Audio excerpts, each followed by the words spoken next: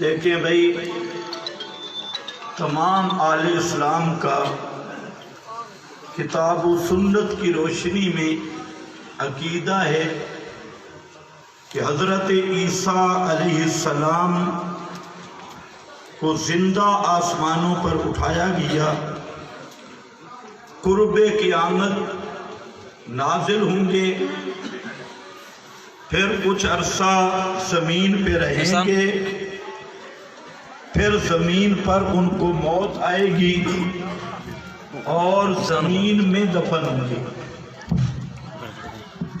اب یہ جو عقیدہ ہے قرآن سے بھی ثابت ہے اور قرآن کی تبیین اور تفسیر متواتر احادیث سے بھی ثابت ہے، اور ہم نے آج سے 15 سال پہلے یہ چیلنج کیا تھا کہ قرآن و سنت کی صرف ایک دلیل ایسی جس میں یہ ہو کہ حضرت عیسیٰ پر موت آ گئی ہے، کیونکہ دعوت یہی ہے کہ حضرت عیسیٰ پر وہ کہتے ہیں موت آ گئی ہے۔ تو منکرین حیات عیسیٰ کے پاس نہ کوئی آیت موجود ہے، نہ حدیث، نہ کسی صحابی کا قول، نہ تابعی کا، نہ 4 اماموں میں سے کسی امام کا، نہ اہل سنت کے کسی معتبر شخصیت کا۔ بہرحال جو حیات عیسیٰ، نزول عیسیٰ کا منکر ہے وہ زندیق ہے، اور اس کے پیچھے نماز قطعاً نہیں، جتنی پڑھی ہے سب واجب آتا ہے۔ لین دین رکھنا، ان کے ساتھ تقریریں کرنا، تو زندیق کا حکم مرتد والا ہوتا ہے، اور سب ارتداد کا حکم ہے اس پر۔ کیا مشرک بدتی اور مجرے دیکھنے والا اذان دے سکتا ہے؟ مشرک بدتی کی اذان نہیں ہے،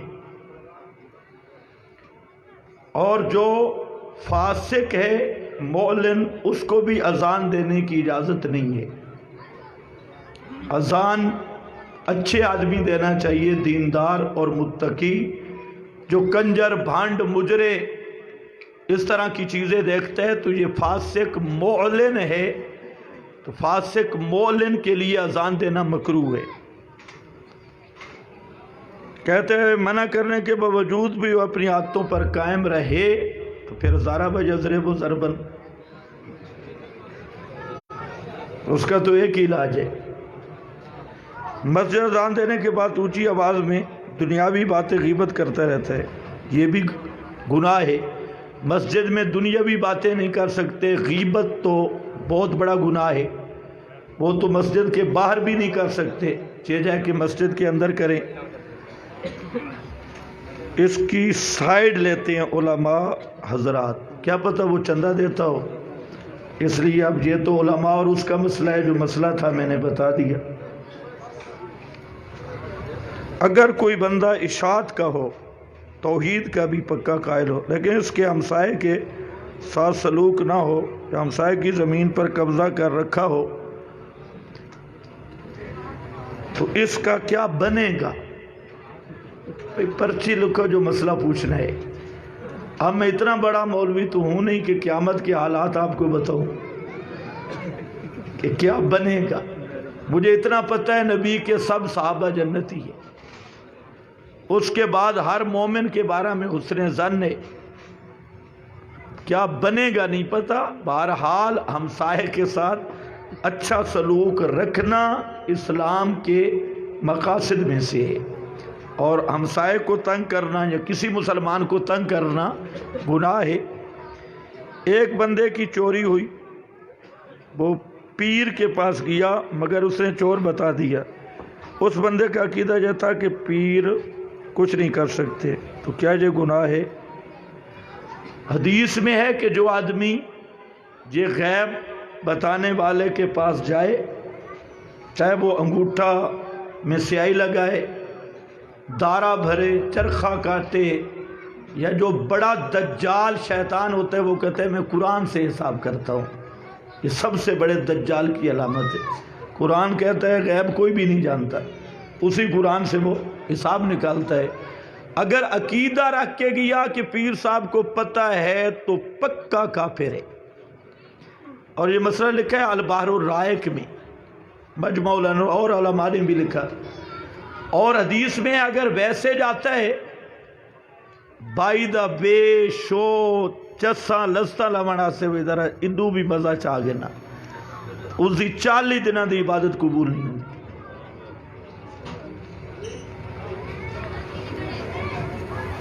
حضرت عیسیٰ موت آ گئی ہے، اسی پر دلیل چاہیے۔ جو کہتے ہیں حضرت عیسیٰ علیہ السلام پہ موت آ گئی ہے، صرف ایک آیت، صرف ایک حدیث، کسی ایک صحابی تابعی 4 اماموں میں سے کسی ایک کا قول پیش کر دے، 1,00,000 روپیہ انعام دوں گا، اور آنے جانے کا خرچہ بھی میرے ذمہ۔ اب عوام کو یہ گمراہ کرنا جی توفی کا معنی قرآن نے موت کیا، جاہل زمانے کے قرآن معنی بیان کرتا ہے، اس کو اتنا بھی نہیں پتہ۔ جس طرح وہ ہمارے دوسرے بھائی ہیں، اور جی قرآن میں لا تقم علی قبری، قبر یہ ہم کہتے ہیں اس کا تو کوئی منکر نہیں کہ یہ قبر ہے، ہم نے کبھی انکار کیا یہ قبر ہے؟ تم نے یہ دکھانا ہے کہ قبر صرف یہ ہے۔ بالکل اسی طرح ایک جاہل شروع تھا کہ میں قرآن سے دکھاتا ہوں توفی کا معنی موت، توفی کا معنی موت۔ بھائی کس نے انکار کیا توفی کا معنی موت؟ تو نے تو یہ ثابت کرنا ہے کہ توفی کا معنی صرف موت ہے۔ یہ کوئی آیت ہے تو دکھائیں جس میں اللہ فرمائے توفی کا معنی صرف موت ہے۔ توفی کا معنی ہوتا ہے اخذ الشیء وافیا، کسی چیز کو پورا پورا لینا۔ کبھی یہ موت پر بولا جاتا ہے کہ اس میں روح کو پورا پورا لے لیا جاتا ہے، کبھی یہ نیند پر بولا جاتا ہے اخذ الادراک وافیا، کہ پورا ادراک لے لیا جاتا ہے، اور کبھی یہ توفی کا لفظ جسمانی رفع پہ بولا جاتا ہے کیونکہ یہ اخذ الوجود وافیا، پورا وجود لے لیا جاتا ہے۔ اب ایک آدمی ایسا جاہل ہے کہ 4 جگہ دیکھی بھئی توفی کا معنی جہاں بھی موت، جہاں بھی موت، جہاں آگے نتیجہ خود نکالا توفی کا معنی صرف موت ہے۔ یہ اسی طرح انہوں نے کہا کہ قبر کا اطلاق جہاں بھی گڑھے پر، جہاں بھی گڑھے پر، جہاں بھی گڑھے پر، آگے نتیجہ نکالا قبر صرف اسی گڑھی کا نام ہے۔ جس طرح اس کا دماغ خراب ہے، ان کا بھی اسی طرح خراب ہے۔ ہم کہتے ہیں کہ قبر کے بھی 2 اطلاق ہیں اور توفی کے 3 اطلاق ہیں۔ اور حضرت عیسیٰ علیہ السلام پر یہ جو ہم معنی کر رہے ہیں تو قرآن پاک کا معنی صحابہ تابعین نے یہ کیا ہے۔ جو ہم بتاتے ہیں کہ حضرت عیسیٰ کو زندہ آسمانوں پر اٹھایا گیا، یہ صحابہ تابعین مفسرین کر رہے ہیں۔ اب تمہارے ملتان کا جاہل قرآن کو سمجھتا ہے یا میرے نبی کے شاگردوں نے قرآن کو سمجھا ہے؟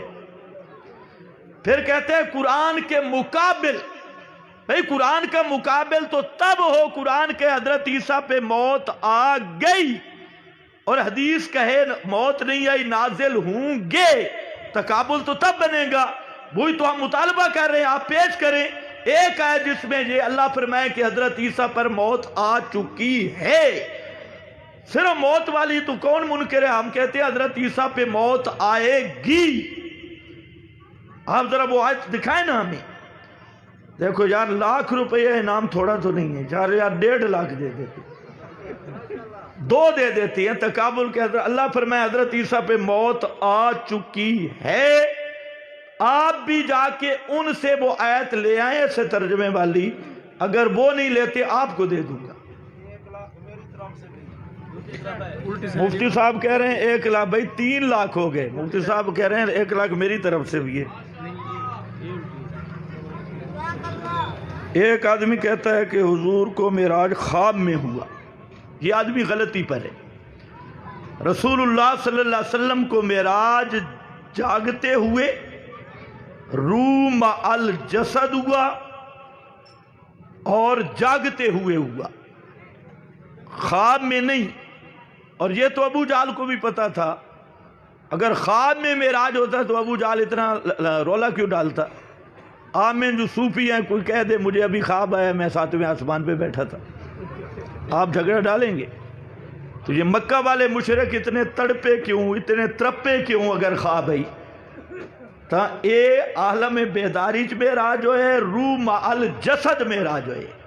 अलबत्ता ए खतीब कूड़ मरींदे जो अर्श दे उत्ते गए, नाल बतगू जफियां पाइयां, जुतियां इत्थे छोड़ के रह गए, उत्तू जनाब अत्तहियातु लिल्लाह ए आखा अस्सलामु अलैका अय्युहन नबी, ये सारियां खतीबां दा गपटेशन है, इसकी कोई सनद नहीं। आप दा मेराज सिदरतुल मुंतहा जन्नत दी हुदूद तक, अर्श दे उत्ते हिक्किए मुस्तवी अलल अर्श कमा यली को बिशानी। एक मुफ्ती साहब कहते हैं शरी तावीज़ जायज़ है, तो ठीक है ना, शरी तावीज़ हम भी कहते हैं जायज़ है। शरी तावीज़ क्या है?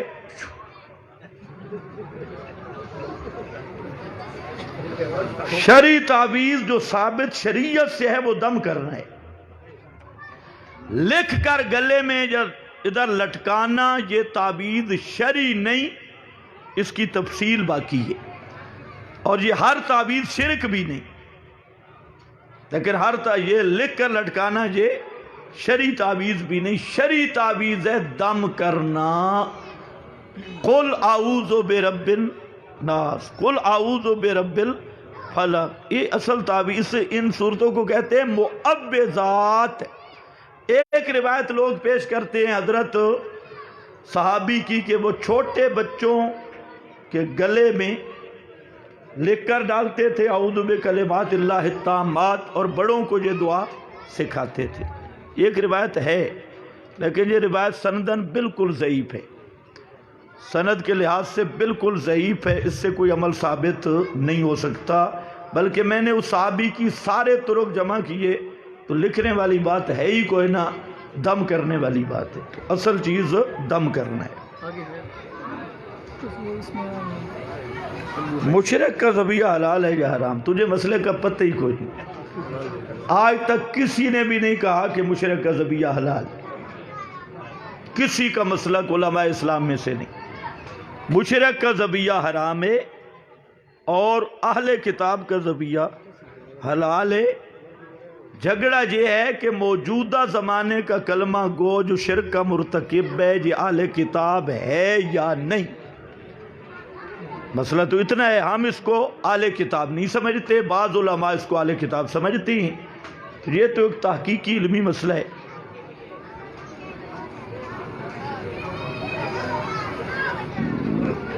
भाई देखें, जो तकरीर हुई उसके मुताबिक पर्चियाँ दे, ये दारुल इफ्ता नहीं है। जादू का असर, क्या मरने के बाद जन्नत या जहन्नम में अरवाह की मुलाकात होती है? यानी बिल्कुल होती है, ज़बरदस्त मुलाकात होती है। हज़रत ये मसला कुरान और सुन्नत से बताएं कि अगर कोई आदमी नमाज में भूल जाए, मैंने कितनी रकतें पढ़ी हैं, यानी 2, 10, 12 में, उस बारे में आदमी, भाई देखिए अगर पहली दफ़ा भूला है तो नए सरे से नमाज पढ़े। और अगर सूफी है, हर वक्त उसको शक पड़ रहा है, तो 2 और 3 में शक पड़ा है तो 2 समझे, अकल जो कम अज़ कम रकात है उसका एतबार करके नमाज पूरी करे। आखिरी सूरतों का शान नुज़ूल के बारे में कहते हैं,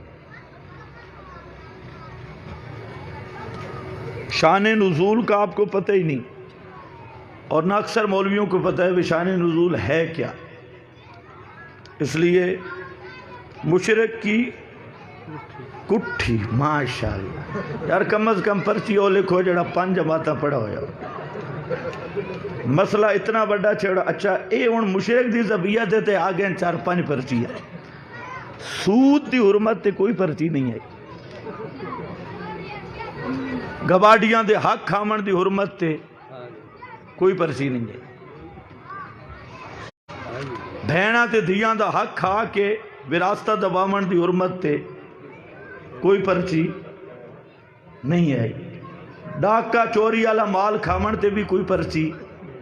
معلوم ہوندا ہے کہ دل وچ بے ایمانی. اگر دل صاف ہوندا نا تو سود تو وڈا حرام کوئی نہیں. باقی یہ مسئلہ میں دس چکا ہاں کہ مشرک دی ذبیحہ نو کوئی بھی حلال نہیں آکھدا. وہ مسئلہ ہی الگ ہے کہ موجودہ یہ کلمہ گو اہل کتاب ہیں یا نہیں. اسے جھگڑے اسی حرمت زنی دے قائل ہاں. تقوی اسے چے کہ مشرک دے ہتھوں چاہ بھی نہ لو تسی ذبیحہ تے پھر دے ہو. آپ کا پروگرام کروانا اتنی استطاعت بھی نہیں ہے. اگر فیس لیں تو جائز بتا دیں. اگر آنے جانے کا کرایہ لیں تو وہ بھی بتا دیں. ہاں جو مولوی تقریروں پر فیس فکس کرتا ہے عرفاً یا تعین اس کا لفظاً کرتا ہے تو ایسے مولوی کی تقریر سننا بھی حرام ہے اور کروانا بھی حرام ہے. وہ تاجر خطیب ہے.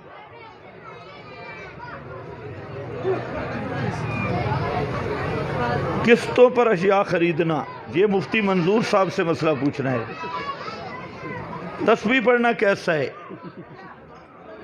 ایک ہے تسبیح پڑھنا تو پڑھو نا, ایک ہے تسبیح پھیرنا. پتہ نہیں تیری پرچی کا کیا مطلب ہے. کرکٹ کا سے بس آپ کا علم ختم ہے. وآخر دعوانا الحمدللہ.